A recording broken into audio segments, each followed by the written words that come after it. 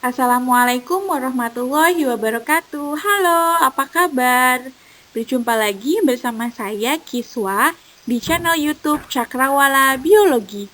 Pada kesempatan kali ini kita akan membahas seputar akar, yaitu salah satu organ pada tumbuhan atau disebut juga sebagai radiks.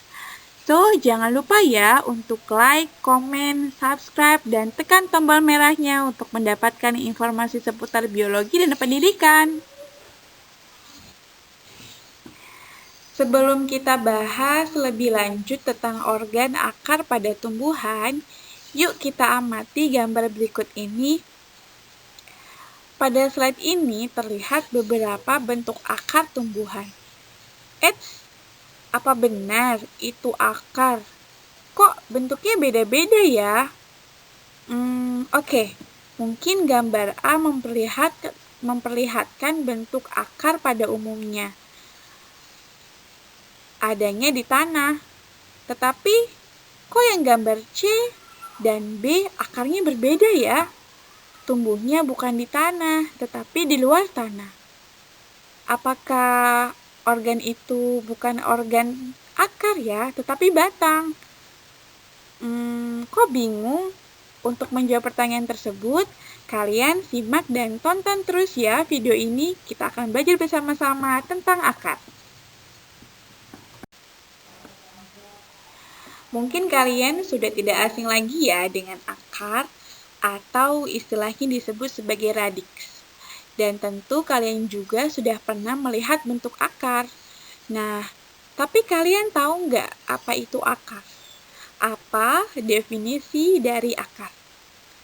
Akar merupakan salah satu organ pada tumbuhan kormus.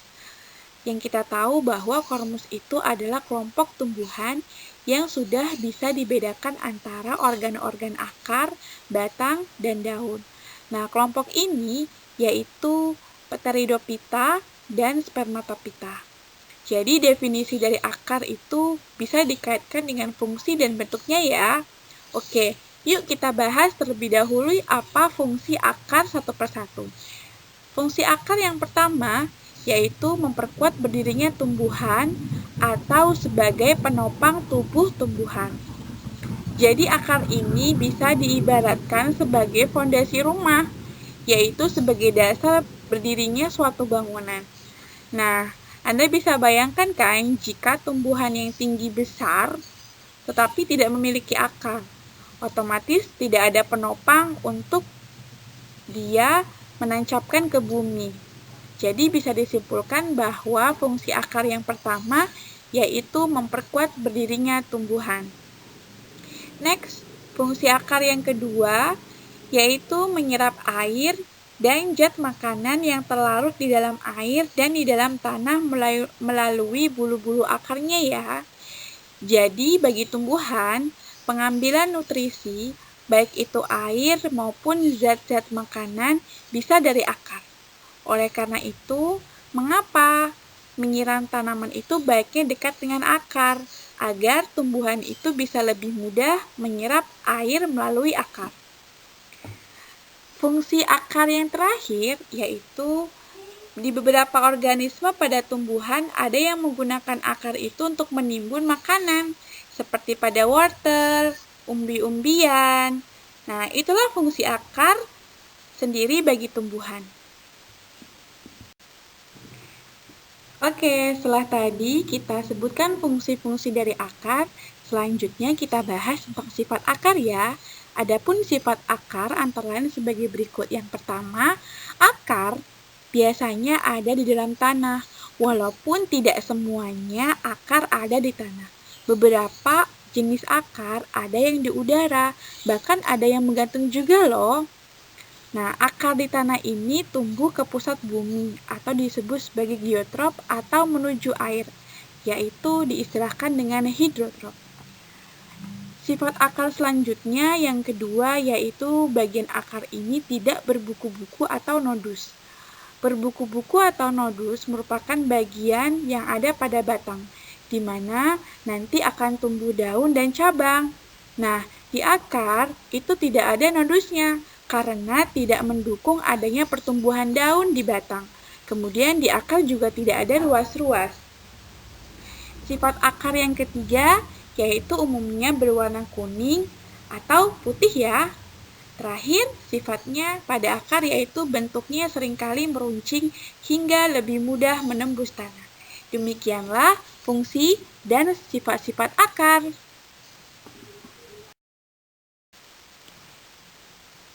Sebelum kita membahas tentang bagian-bagian akar, saya akan mengingatkan kembali tentang proses perkecambahan, karena ini ada kaitannya dengan bagian-bagian akar.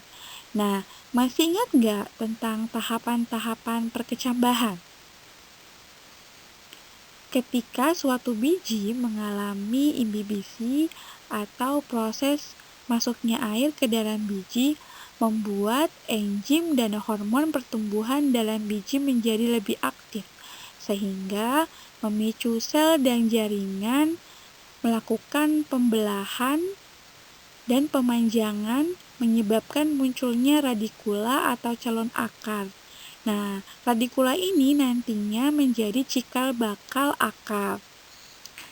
Kemudian, coba kalian perhatikan gambar berikut ini, di mana pada gambar perkecambahan, bagian-bagian yang dilingkari ini, yang berwarna merah ya, ini adalah radikula.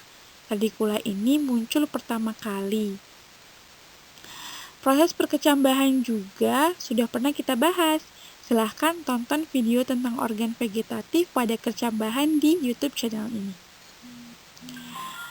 Radikula itu apa ya? Masih ingat nggak definisi radikula?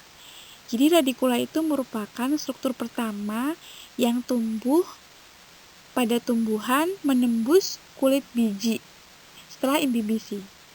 Pertumbuhan radikula membentuk akar pertama suatu tumbuhan yang disebut sebagai akar primer. Nah, dari akar primer ini akan membentuk akar selanjutnya. Ada akar sekunder, kemudian akar tersier, dan seterusnya. Akar primer, akar sekunder, dan akar tersier ini tumbuh memanjang sebagai akibat adanya pembelahan dan perpanjangan sel-sel di daerah apex atau ujung ya, ujung akar, atau di dalamnya terdapat meristem apex akar. Makanya karena meristem masih muda, sel-sel ini melakukan pembelahan dan perpanjangan. Setelah kita tahu bahwa radikula merupakan cikal bakal adanya akar, maka selanjutnya kita akan bahas tentang bagian-bagian akar atau radiks. Nah, ada apa aja sih di akar itu bagian-bagiannya? Yuk kita bahas satu-satu. Yang pertama, kalian boleh lihat dan amati ya gambar di slide ini. Yang pertama bagian-bagian akar yaitu leher akar atau pangkal akar. Nah, bagian akar ini bersambungan dengan pangkal batang. Kemudian di bawah leher atau pangkal akar ada batang akar. Nah, batang akar ini merupakan bagian akar yang terdapat antara leher akar dan juga ujung akar. Nah, kemudian bagian selanjutnya ada ujung akar atau apex radikis. Nah, ujung akar ini merupakan bagian akar yang paling muda karena strukturnya dari meristem, sehingga sel-selnya masih muda, sehingga sel-sel tersebut masih mengalami pembelahan. Kemudian di ujung akar dilindungi oleh tudung akar atau sering disebut sebagai kalitra. Nah, bagian ini merupakan bagian akar yang letaknya paling ujung, terdiri atas jaringan yang berguna untuk melindungi ujung akar yang masih muda dan lemah.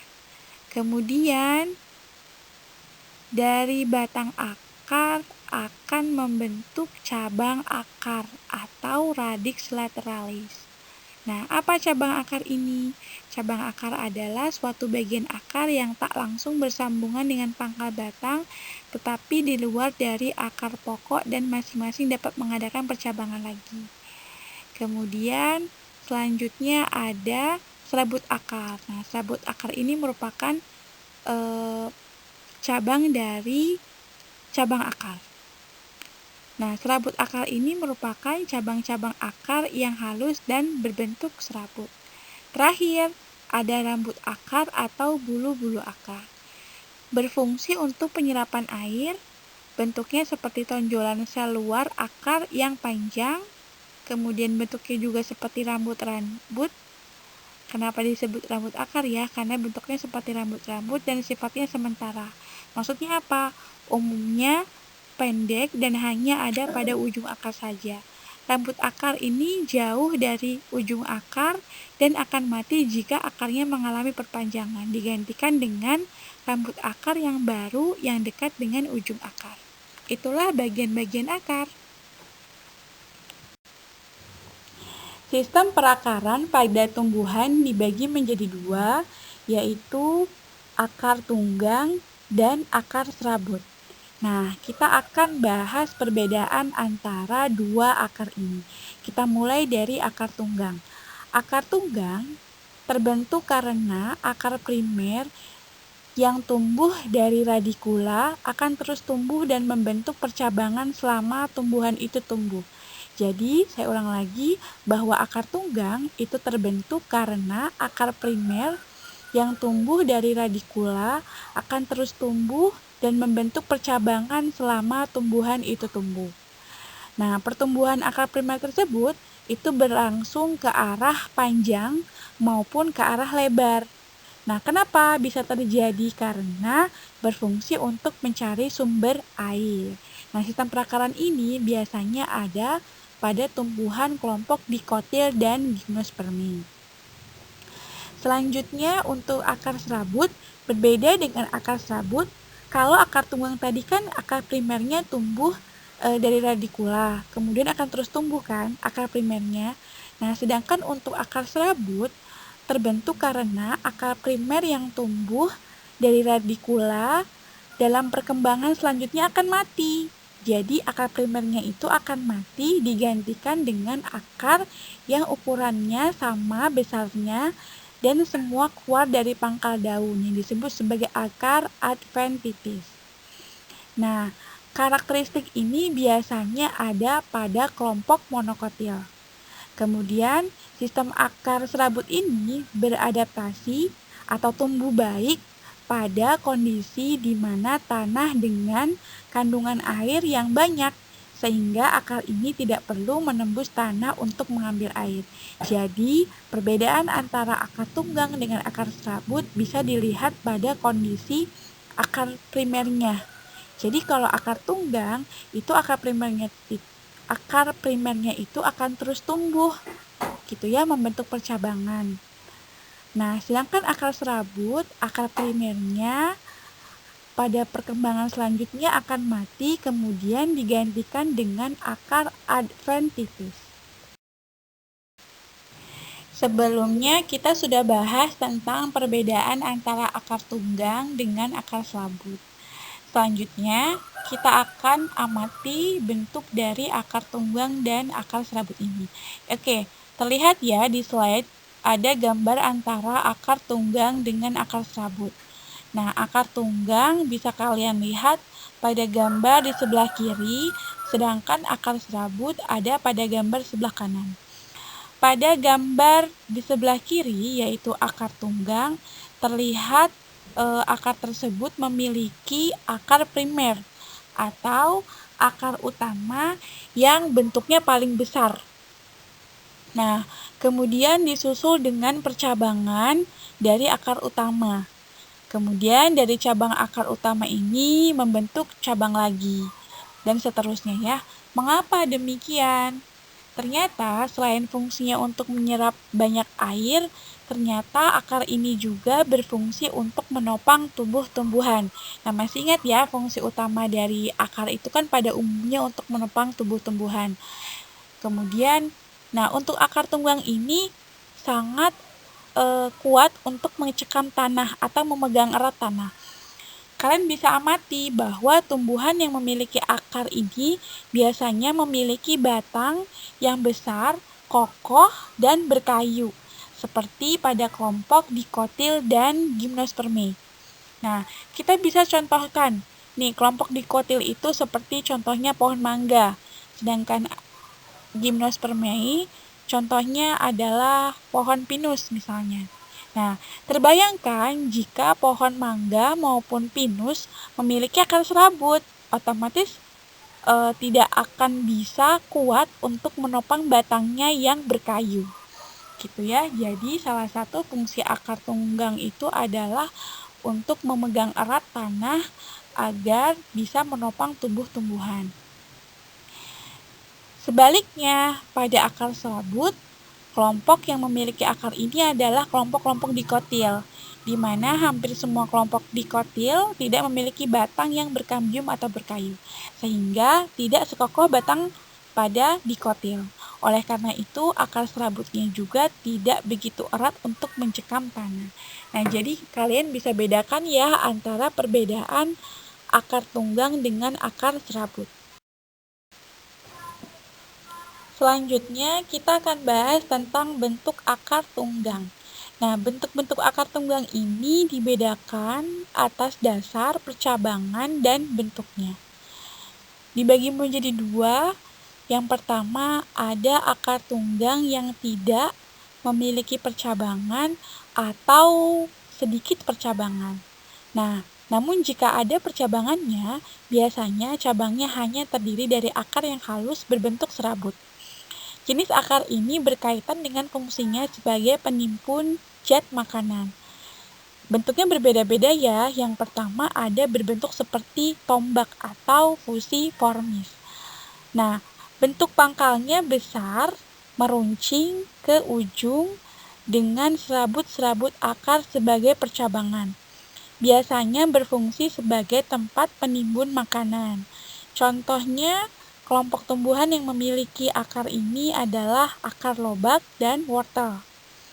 Bentuk selanjutnya ada yang berbentuk seperti gasing atau naviformis. Nah, pangkal akarnya besar, kemudian membulat. Akar-akar serabut sebagai cabang hanya ada pada ujung yang sempit, meruncing seperti pada akar bengkoang. Nah, selanjutnya yang terakhir ada yang berbentuk seperti benang atau filiformis. Bentuknya seperti apa? Bentuk akar tunggang kecil yang memanjang seperti akar serabut dan juga memiliki sedikit sekali percabangan. Itulah bentuk akar tunggang yang tidak atau sedikit bercabang.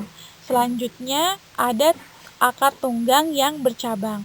Nah, kalian mungkin sering menemukan ya akar jenis ini, di mana akar tunggang ini berbentuk kerucut panjang, tumbuh lurus ke bawah, kemudian memiliki cabang-cabang yang banyak, dan cabangnya itu akan bercabang lagi, sehingga memberikan kekuatan yang lebih besar untuk menopang tumbuh-tumbuhan.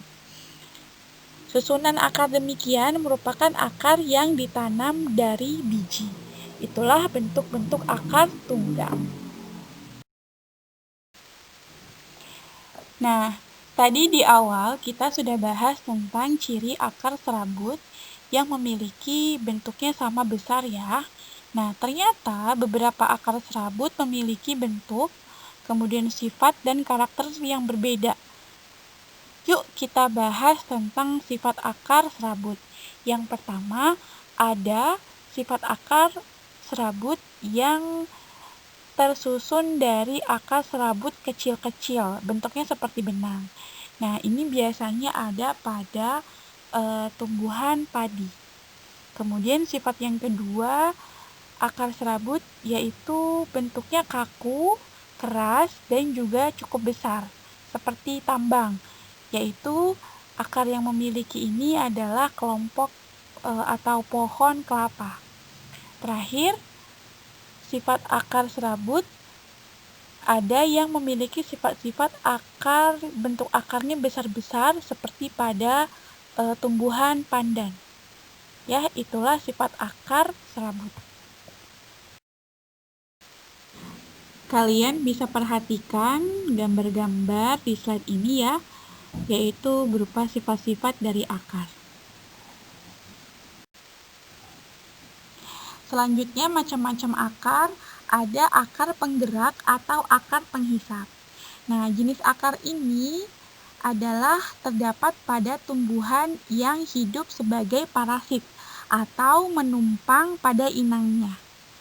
Kemudian fungsi akar ini berguna untuk menyerap air maupun zat-zat makanan dari inangnya.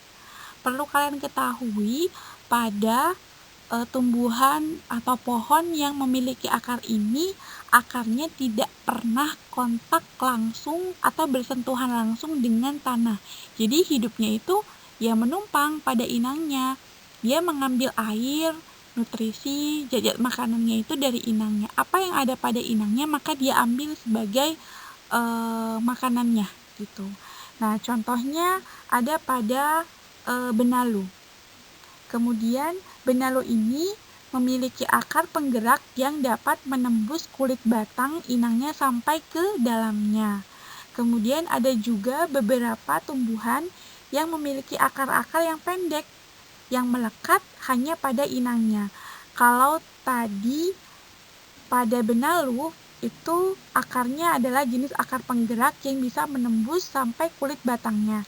Sedangkan ada beberapa tumbuhan seperti Cuscuta Australia, dia memiliki akar yang pendek yang melekat pada inangnya, tetapi bisa menghisap air dan zat-zat makanan yang ada pada inangnya. Itulah ciri-ciri atau sifat dari akar penggerak atau akar hisap.